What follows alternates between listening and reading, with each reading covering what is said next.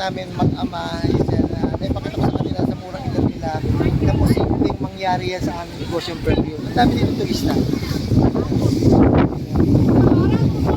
Lalakad tayo doon, habang kami ay kumakainin.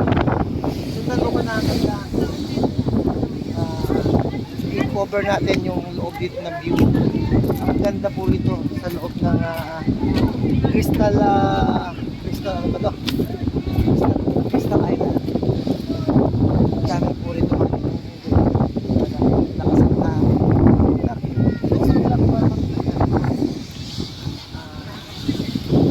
dito ko lang itong loob. Introduce ko sa inyo yung location dito. Lakas ang hangin na lang kaya nakakaatap.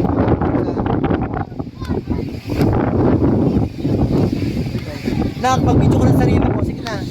Enjoy mo yung pagkakataon nakaunatin ka dito sa malaking shalo.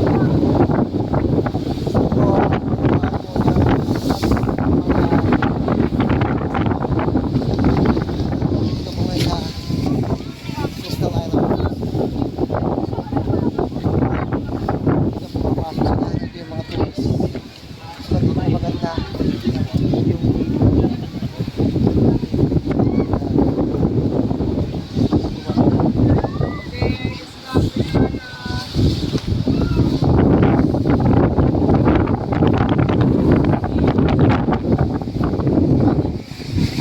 yung pasok ka dyan.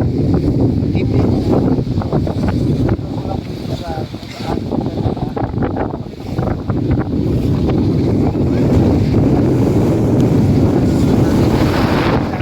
Sa diwa, talagang experience na naranasan ko yun. Mababayaran ko yun sa pagkakagawa na dito man lang maka-inspire ako sa inyo na ito po ay pangitain lang po sa aming business na ito yung Egypt.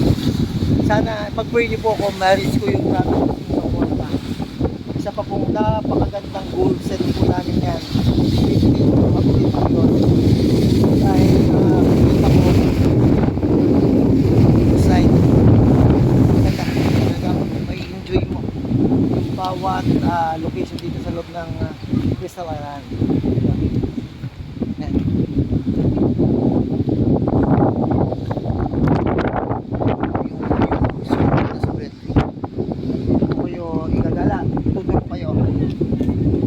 Makita nyo rin, at least sa pamagitan ko nakita nyo po na yung ganda ng yun na to.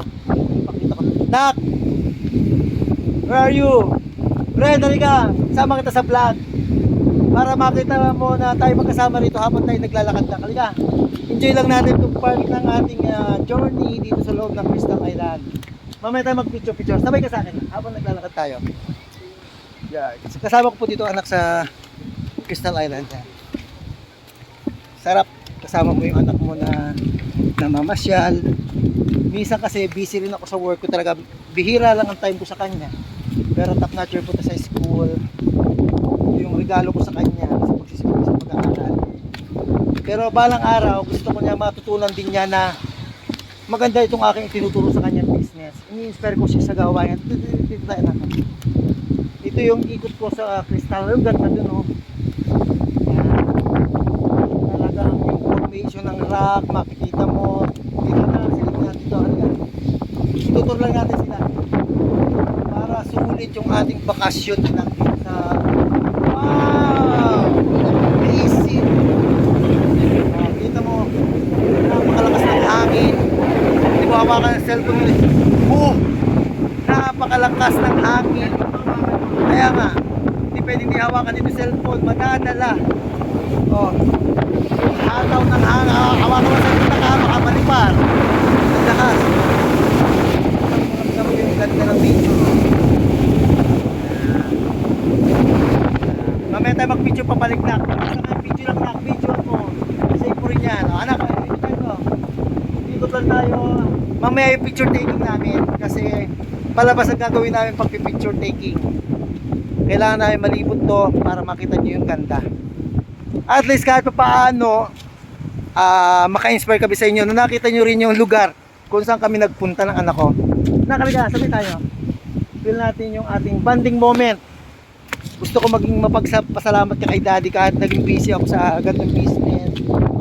Mapil mo na nakikita ko yung ganda ng ginagawa ni daddy ay para sa iyo rin, para sa family natin. Bagaman napakahirap ng pinagdadaanan ko, yung pressure sa work, is nagagawa ko pa rin itong mga ganitong bagay na talagang minsan lang darating sa buhay natin to anak. Hindi to habang buhay na mararanasan mo. Naranasan mo itong ganitong bagay dahil sa perfume business natin. Di ba, isang napakalaking karangalan anak na ako ay napasama nang ako ay mag-top 3 ng company natin. Gusto ko you be proud of your daddy. Kasi kung hindi gawa ng perfume natin, hindi natin to, di ba, ano masasabi mo anak sa ating pagkagala? Okay ba? Yes. Okay. Yan ang gusto ko sa anak ko eh. Medyo hindi man lang siya convince sa ating business pa. Maunawaan niya talaga maganda ko. Makita ko yung view rito. Makita nyo. Yan. Mamaya pipicture namin ng isa-isa. Ang view ko. Nag-aantay sila dito eh. Hanggang isang oras tayo dito. Huwag mag-alala na. Hindi aalis hanggang natin tayo. Hanggang sa kabila. Makita nyo yung kabilang view. Bago babalik tayo dito. Picture tayo naman. Gusto ko lang makita nyo yung view na aming pinuntahan dito. Magpipicture kami isa-isa sa bawat location na aming dinaanan na to.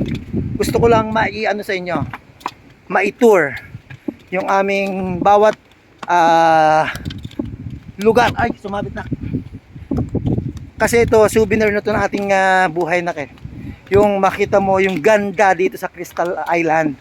Dito po yung sa Bora. Ito yung last na cave na place na aming pupuntahan ngayon dito. Kaya napakaganda. Sulit, ito yung pinaka ano dyan, highlight. Sa lugar. Dito, medyo malakas ang hangin. Hawakan talaga ang cellphone, baka madala.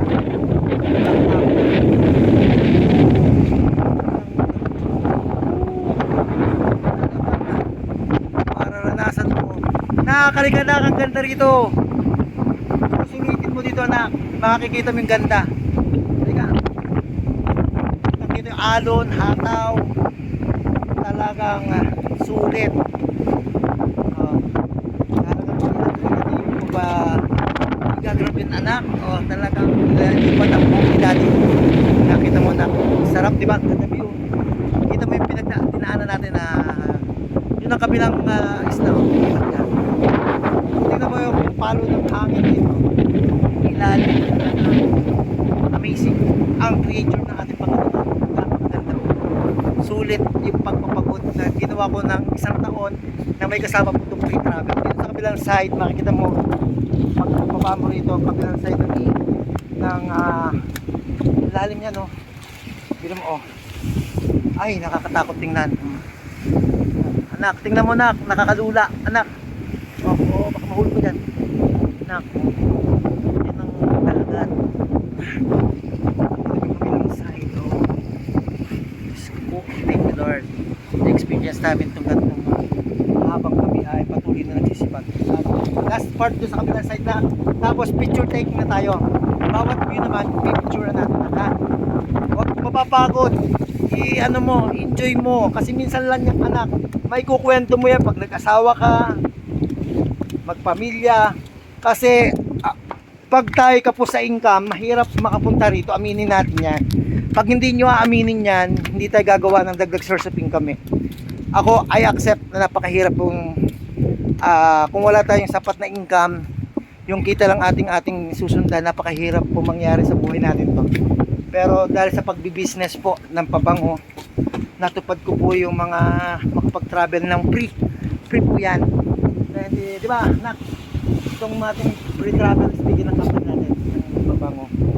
Yan po anak ko yan, may kita rin sa dashboard niyan. Kaya magsasama uli po kami niyan sa Puerto Galera. Kabilang side natin. Ito nyo, ang ganda oh. Kita mo yung kabilang sila, ang ganda talaga. Grabe. Dito anak kaya dito.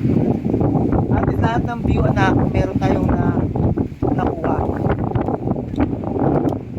Ito yung kabilang side ng Crystal naituro ko na kayo ha. At least, kahit hindi ko kayo kasama dito sa Boracay, alam nyo anong klase itong Boracay na to. Yan. Kala natin ganyan lang. Anak, tingin, crystal cube. Ito pala siya tawag sa likod namin. Yung dagat. Talagang sulitin na namin na huwag kayong ma-asar sa amin kasi ini-enjoy lang po namin yung aming journey rito. Yan. May mga turista rin po rito din na narito sa loob. Okay, hanggang dito na lang po yung aking coverage at nawa na-enjoy nyo yung aking pagkakatour sa inyo. Doon po kami nanggaling kanina sa kabilang side na yon. At makita nyo yung kabilang isla po, malawak to. Tatlong isla lang ang napuntahan namin kasi kapos din sa oras. Okay, hanggang dito na lang po at kami naman ay magpi-picture taking ngayon. Salamat sa pagsuporta nyo sa aking YouTube channel at nawa naka-inspire sa kayo. Nak, ano masabi mo? Pasalamat ka naman sa YouTube natin saglit. Thank you anak sa... Thank you, Daddy. Yeah, maraming salamat anak. Love you.